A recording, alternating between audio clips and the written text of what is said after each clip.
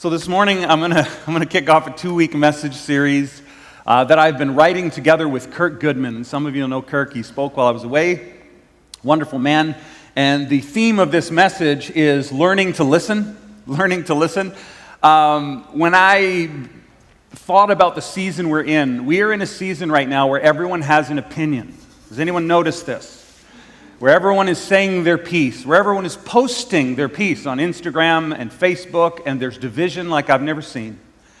And one of the things I felt over these next couple of weeks is that we as a church need to have a conversation about what it looks like to learn to listen. And when I thought about who do I know who's just really developed and honed the skill of listening, I thought of Kirk, amongst many others, but I thought of Kirk, and so him and I have been working together to sort of produce the content for this message, and I want to share it with you today. The first thing you need to know is this. If you're visiting with us today, if you're not a follower of Jesus, if you're not a Christian, if you're checking things out, just sort of, I don't know about the Bible, I don't know about Jesus, the stuff I'm going to share with you and Kirk's going to share with you the next couple of weeks will help you. If you just do it, it'll make your life better, and it'll make you better at life. But if you are a follower of Jesus, if you are a Christian, this is not optional. What I'm going to be talking about must be applied in your lives. The text that we're going to be looking at and kind of coming back to is found in James. I'm going to roll this thing forward for those who want to be able to see a little better. There we go. We're looking at James. James chapter 1, verse 19. Many of you have probably heard this passage before. It says, "Know this, my beloved brothers." Okay, this isn't a guess. This is something that's certain, and it's for those who follow Jesus. Let every person be what? Quick to hear, slow to speak, slow to anger, for, he says, the anger of man does not produce the righteousness of God. So James, the brother of Jesus, is writing to the church in the first century, and he says, here's what I want you to know. As Christians, it is imperative that we slow down our tongues, that we are slow to post. I think that would be a relevant way to say it, the New Modern Translation. Slow to speak, that we contain our anger, that we keep a lid on our emotions, because emotions can get out of hand, and we lean in to listen. That as Christians, we ought to be known for our listening ability. We ought to be known for being slow to speak and quick to listen. This is imperative for the Christian believer, and I believe it's imperative for us, for all of us. And so what I want to do is I want to show you why this matters, okay? And I've got 3 reasons why this matters. We can throw the first one up. Why does it matter that we learn to listen? Because we love by listening. We love by listening. I was on the phone with Kirk, and we were talking about this idea of listening well, and he said, "Nathan, let me tell you how you spell love." And I'm like, "Tell me, I want to know," because something smart's going to come out of his mouth. And he says, L-I-S-T, and then I lost reception, so I'm thinking, list. Well, that's a bit strange, and I said, "Kirk," I said, "you're right, my wife loves lists, and when I do the items on her list, she loves me and she feels love." He's like, no, L-I-S-T-E-N. Love is spelled listen. And the more I thought about that, the more I found that is exactly true. Don't you feel most loved when someone listens to you? Like, not just like listen, but I mean really leans in and asks questions and wants to know what you're thinking. I think so often Pastor Nathan, that title is weighty. But sometimes at church I'll just get down on one knee and I'll talk to a little child eye to eye. And that little kid's probably been yapping at his parents, so they're ignoring him. And when the pastor gets down and says, "Hey, tell me about your favorite part of the day," they light up. Because my leaning in to listen to them says, you're valuable, you're important. And that's not just true for kids, is it? When someone leans in to listen, when someone really cares to know how we're doing, what's going on in our lives, and they want to listen and absorb you, you feel loved and you feel valued. Jesus was once asked, what is the greatest commandment? And you know what his answer was? Love the Lord your God with all your heart, soul, mind, and strength. Jesus quotes Deuteronomy that Andrew read. And he says, the second is like it, love your neighbor as yourself. Here's the thing, friends. You cannot love God without listening to him. You can't say, I love God, and don't listen to do what he says. And you also cannot love your neighbor. You can't love your spouse. You can't love your kids. You can't love your coworkers if you're not willing to listen to them. And we are in a pandemic, a viral pandemic, but we're also in a pandemic of people who are unwilling to listen. And so I'm challenging us all to be quick to listen. Quick to listen. Why? Because we love by listening. Here's the next thing that happens when we listen. There's a little image. So when I listen to you, I'm showing love and value to you. Now, the next thing is this, that we learn by listening. We learn by listening. There are things that you don't know about me, and the only way you'll find out is by listening. And there are things I don't know about you. And when we listen to someone else, not only do we give them love, but we actually receive knowledge. How many things have you learned in your life that you didn't learn from someone else? A few. Usually by making mistakes. You learn the hard way. But you can learn the easy way by listening. Here's what the book of Proverbs says. In Proverbs 12, it says, "The way of a fool is right in his own eyes." Fools think they already have everything figured out. Nobody looking at their neighbor, no elbows, okay? Fools go, "Oh, I know how this works. I know what's going on in the world right now. I've got it all figured out. Let me tell you how this goes," okay? That's what a fool says. But a wise person listens to advice. A wise man, a wise woman says, "Help me understand. Teach me." And so, when we listen, we love and we give. And then next image, when we listen, we learn. So we're giving. I'm giving something to you when I listen, and I'm receiving something from you. I'm learning. That's amazing. There's two things going on. Here's the third thing, the third reason why this matters. Listening encourages community. So what happens is, when I listen to you and you listen to me, our relationship gets closer. I got a little image here. So what happens is the distance between us gets smaller. Even if we're talking about a heated conversation like the upcoming election, even if we're talking about vaccination, and this is a subject that's dividing families, is dividing churches, and is dividing our province and our nation, okay? But even if we disagree on the issues, by listening to one another in love, we come closer. Maybe our opinions don't change, but our trust and our relationship grows deeper. Because, hey, we disagree on this issue, but we love each other and respect each other enough, and the relationship does this. It does this. So listening matters. It matters that we learn to listen. It matters that we lean in to listen. This is not an option. And of course, these three things that we're talking about are things we all want. Don't we all want to love well? Don't we all want to learn well? Don't we all want deeper, better relationships? Of course we do. But this ability to lean in and listen well, it takes work. It's like trying to lose 40 pounds and get a set of six-pack abs, right? It's amazing to think, that's what I want, but there's effort that goes into it. And I want to encourage all of us, including myself, to make efforts in the weeks ahead to be better listeners, to lean in, to listen well. And what I want to do is I want to turn to a text. If you have a Bible with you, you can turn to Matthew 11. Those watching at home, you might be able to use a phone or an app or grab a Bible off the shelf. If you're in the room and you have a Bible, stick your finger in Matthew 11. We're going to read a passage of Scripture today that I've never heard a sermon on. So this will be interesting. It's kind of an obscure passage, and I'll give you the backstory to it. John the Baptist is in prison. He sends some of his disciples to ask Jesus, "Are you really the one?" And Jesus responds and says, "Hey, blind eyes are open, deaf ears can hear." That was, he was referencing a prophecy about the Messiah, so he's basically saying, yes, I'm him. Jesus turns to the crowd. You can read the whole chapter at home. Jesus turns to the crowd, and he says to them, if you can receive this, John the Baptist is the greatest prophet that ever lived. He came to announce the Messiah. That's me. And he says, whoever's least in my new kingdom that I'm about to start is greater than John the Baptist. So everyone's like mind blown. And then he makes this statement right here. He who has ears to hear, let him hear. Can we read it together? He who has ears to hear, let him hear. Now, everybody in that crowd, to my knowledge, had ears. Everybody in that crowd could hear. And if they couldn't, Jesus had probably healed them.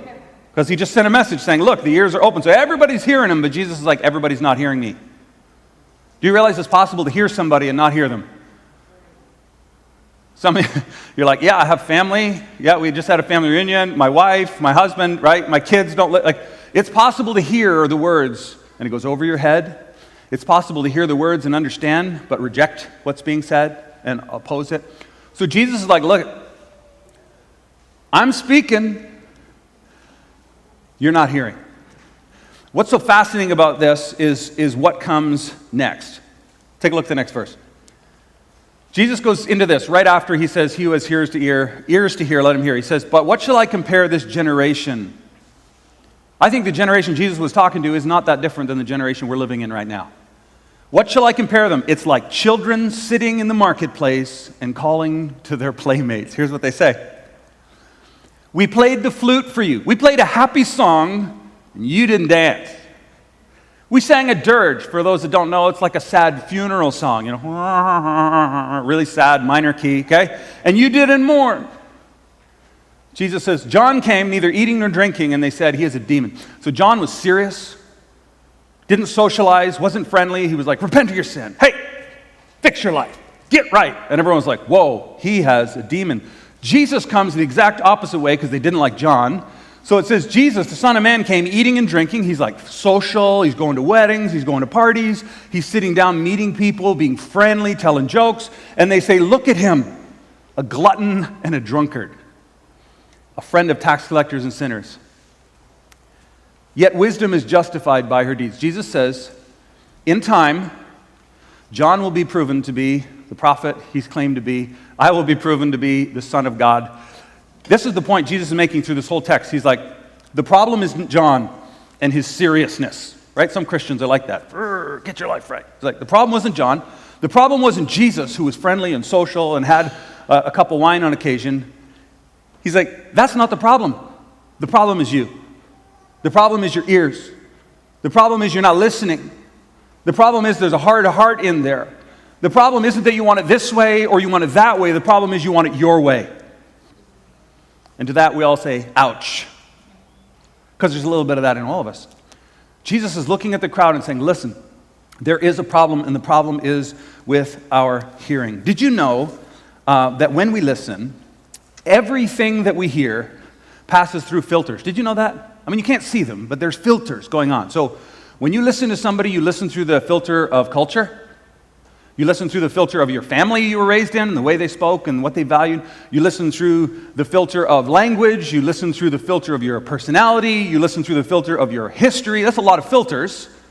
And I wonder sometimes when we're listening to other people how much of what they intend to communicate to us actually gets through the filters. Right? And Jesus is saying, there's a problem here. I'm telling you truth. I'm saying who I am, who John is, and you're not getting any of it because it's all getting broken down. I was at one of those quick lube places recently, getting my oil changed. I don't do that myself anymore. I pay somebody like $42 to do it. It's amazing. So I pulled in, and I have my window down. I'm talking to the technician. That's what they call them. I'm talking to the technician. Super helpful. And I hear in the next bay over, the person's like, there's no air coming out my air vents. My air conditioning's on, but there's no airflow. And they said, oh, we'll check your cabin filter. That's what they call it. So I'm kind of listening, right? I'm curious. I'm eavesdropping. I rarely do that, but I'm listening. And I hear the guy, he pulls out of the dashboard this filter that filters all the air that blows into the cab of the car. And it was filthy. It was black. It was caked with wet leaves. There was a dead squirrel in there. And I'm sure that family had been wondering, who farted? Like, for months, they're like, what is that awful smell in the car? It was a dead squirrel. So all of this stuff was plugging the filter. There was no airflow. And so what I wanted to do today is I wanted to share with you 4 things that plug up our ears, 4 things that plug up our filter that don't allow us to truly hear and listen the way we're intended to do. Essentially what I want to do over the next few moments with you is I want to share with you the 4 things not to do. And then next week, Kirk is going to come and tell you how to listen. Sometimes, though, it would be great for me to come up here and be like, here are 4 things you can do to listen better. But if your filter's plugged, none of it's going to work anyways. So I'm the demo crew. And next week, Kirk's going to come and help with the reconstruction. Does that make sense? You guys with me? Today, we're going to pull out the leaves and the dead squirrel. And next week, Kirk is going to come and tell us how, get the air freshener on the dash, open the, all that stuff. We're going to fix things up real nice. This week, when I decided to do this, 4 things not to do. How to be a bad listener is really what this is all about now. And I came into the office on Tuesday, and I held up my sermon notes, and I said to our staff, because sometimes it's Thursday, and I'm like, I'm still working on it. And I walked in, I'm like, it's Tuesday afternoon, and my sermon is done. Yeah, and they're like, wow, that's amazing. And I'm like, it was so easy. All I had to do was think about what not to do. It just flowed out of me like crazy. And Jessica was there at the office, and she turned to me, and she's like, oh, you'll have tons of examples this week. That's easy. And so we joke like that. We joke like that. But seriously, though, I'm going to share some things with you not to do. I'm going to tell you how to be a bad listener. And if any of this pricks your heart, that is not me. That's the Holy Spirit. That is truth. That is God saying, this is an issue for you. There's a squirrel in your filter. This thing is actually going to stop fresh air from flowing in your home. It's going to stop and create a stuffy environment in your workplace if you don't get this stuff out. That's what I'm going to do. Is that good? So if anything, and all I did was thought, what are the things that I do when I'm not listening well, and I wrote them down. And I'm going to share them with you now. Okay, is that good? You guys with me? Here we go. Number one, bad listeners make assumptions. They make assumptions. This is huge right now because so many people are disconnected from relationship and we don't really know what's going on, so we have to make assumptions. We see what they post, we see what they're doing, and we go, oh, I know why they're doing that, but we don't actually know, so we make assumptions. Assumption is when you make an educated guess based on the information you have, but you don't have all the information. Assumptions are horrific. Look at this. We'll go back to our text here, okay? John came neither eating nor drinking. And they say he is a demon. They made assumptions. They're like, John is he's weird because he has a demon. Have you ever had a family reunion and you're hanging out with family and you're like, they're weird, they have a demon. That's what the first thing goes through your mind, right? No, it's just me apparently. It's called an assumption, and assumptions are extremely dangerous. Here's why assumptions are so dangerous. Because you see the behavior and you assume what's behind it. And what you're going to find is all four of these things I'm sharing with you today, they're all heart issues. They're all filters. Assumptions are dangerous. This is the dark side of identity politics, by the way, which we see a rise of in our communities. I'm all for justice, and I'm all for minorities having a voice. One of the problems becomes when you can begin to define people by their group and make all kinds of assumptions. I know what you think. I know what you value because of the color of your skin. Really? What about individuals? And what about God making people and us all being unique and made in the image? So it's like, I know what you think and I know what you value because of the job you have, or the language you speak, or your ethnicity. I know what you value because of your gender. Really? You do? You know all that? Those are assumptions.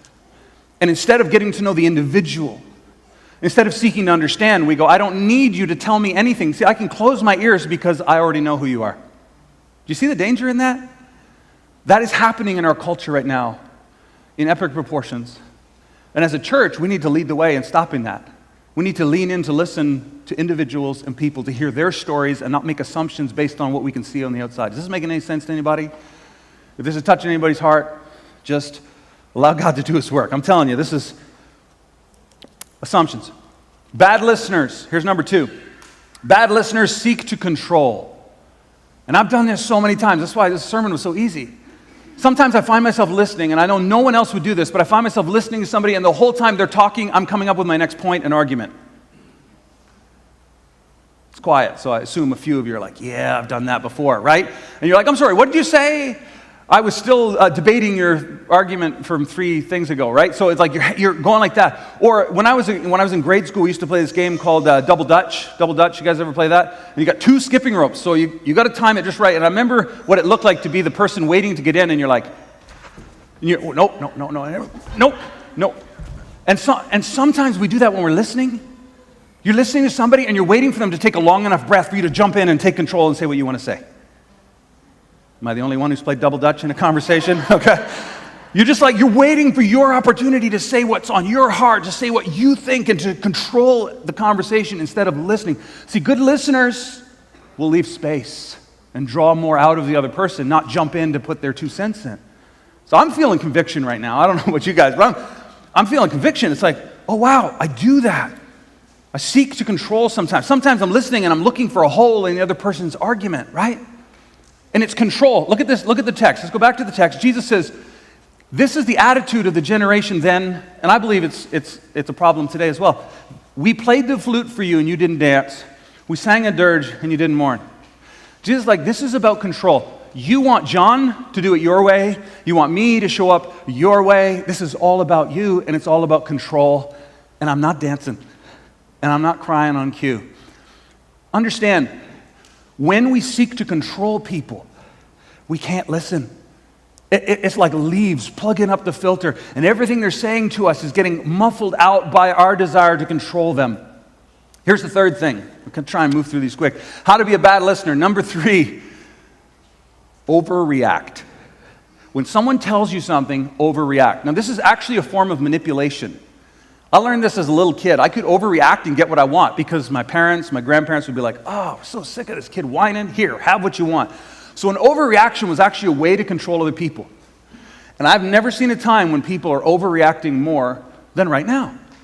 And it's a way to grasp at control. It's a way to get some. When I was a little kid, we had this lady who was babysitting. Her name was Mrs. Alt. She was a lovely, sweet old lady. And I thought I could push her. And she was so sweet, nothing would happen. And she poured some milk into my cereal bowl, and she put this much milk, and I had this much Cheerios. And I can't eat Cheerios if they're not wet. Like, they were dry. They were cutting the roof of my mouth. I said, can I have more milk? And she said, no. She was raised in the Depression. She said, that's enough milk. And I said, no. And I said, yeah, milk. She poured the whole jug of milk on my head. It's like, there's some milk. And here's what happens. When one person overreacts, guess what happens? The other person overreacts. And then when the other person overreacts, guess what happens? The other person overreacts. And it creates a cycle of overreaction, control, and hurt, and everything else. So overreacting is, man, it is bad. And honestly, out of this overreaction and control is coming cancel culture. And what is cancel culture? Cancel culture is like, hey, I know one thing about you. You messed up in that era, you are canceled. Everything else you've done that's good, everything else you are, everything can be defined by one failure, and you are now canceled and out. That's the exact opposite of what we're talking about today. We're talking about listening. We're talking about leaning in to understand. Here's the last thing, and then we'll wrap things up. Number 4. Oh yeah, go back. Let's read that text. Go back. The Son of Man came eating and drinking, and they said, look at him, a glutton and a drunkard, a friend of tax collectors and sinners. So Jesus shows up at a party, he's friendly, has a glass of wine, and they're calling him a glutton and a drunkard. Who thinks that's an overreaction? I do. And people do that all the time. Man, I've been in church my whole life, and I've seen a lot of that. And when we overreact, it drives a wedge in relation. As a parent, my wife Jessica and I are learning this lesson. We apologize to our eldest son. Because when your kid comes to you and says, I messed up, and you go, what? We told you the right thing to do. We gave you the scriptures, and we said, no, don't do that. And he's like, whoa. And you know what happens next time they mess up?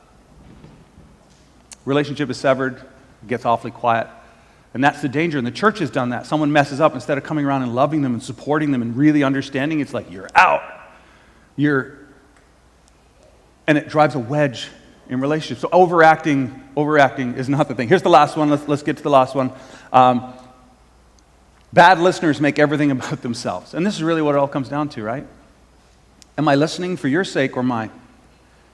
And I've been listening to friends and listening to people as they talk about the things, and it's like, it's so easy as I'm listening to go, how does this affect me? And what do I do? And how does this look on me? And these kinds of thoughts and ideas come into my head, and I have to remind myself that listening is about them, right? And so it's so easy to make everything about ourselves. And this is the exact opposite of the way of Jesus. It's the exact opposite of what Christ has called us to do as we listen and love. So in conclusion, I'll say this, that we love by listening. Let's look at the list one more time. We love by listening. We learn by listening. And we build community by listening. What I wanted to do today, as I wrap up, you can take that off. I'm going to go to Psalms in just a second. I want to put out a challenge to our church family. And for those watching online, you're not exempt. I'm talking to you as well. I want to put out a challenge to our church family, and that's this. This week, this is going to be awkward, but I want you to do this. If you're willing, would you think of somebody, whoever God impresses upon your heart? Maybe hopefully it's somebody from this church that you haven't talked to in over a year. Maybe it's somebody at work. Maybe it's a family member you haven't talked to. It has to be somebody you haven't talked to in over a year. Distance has formed between you. And I want to challenge you to call them up, not text, call them on the phone and ask them, how's your year been? I want to know how you're doing. Something of that nature. I don't want you to ask them how they're voting. I don't want you to ask them if they're vaccinated. I don't want you to ask them, or tell them all the things that are going on in your life. I want you to call these people or this person, and I want you to say, how's your year been? I want to know about you.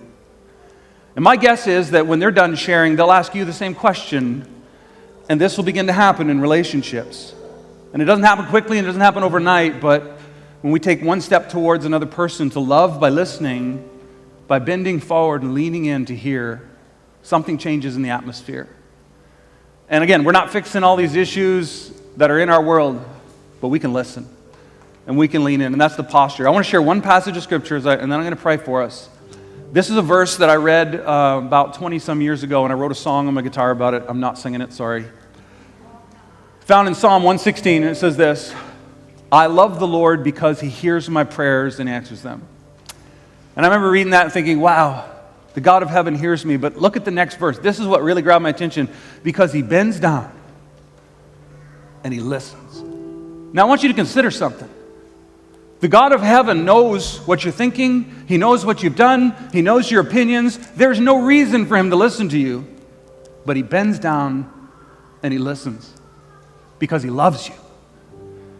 When I read that, I'm like, wow, that's what He's calling me to do. That's what He's calling the church to do. To be a community that bends down and listens, that displays humility and love regardless of the situation, and says, I want to hear from your lips what's going on in your life. He doesn't have to listen, but He listens. And so this is why we're clearing out the filter. This is why we take a step to call somebody and say, tell me what's going on in your life. And next week, Kirk is going to say, okay, here's some things that we can put in place to become better and to hone our craft of listening well and loving well. And so, if you will, let me pray for you. I'm going to turn over to Jace to lead us in one more song as we close. Father in heaven, thank you that you're a God who loves us so much, that you bend down on the knee and you listen. You listen with love and you listen with attention, even though you know what we're going to say before we say it, but you listen because you love us. And it is your love for us, and it is your listening ear that changes our heart, and it causes us to want to be transformed from the inside out, to love others the way you have loved us. And so, Lord, this week, I want us to be people who would reach out in love and listen, not because the other person on the other line deserves our ear, but because you have given us yours, and we want to do likewise. Lord, if there's any person listening to me today online in this room who has never called out to you and said, Lord, I believe, I want to follow you. Lord, I pray that they would do that right now because you're listening. You're listening to every cry that comes from our heart and from our lips. So, Lord, thank you for our people. Thank you for all that you have in the future. Thank you for Selwyn Church and their faith and their support in our congregation. We love you and we thank you in Jesus' name. Amen.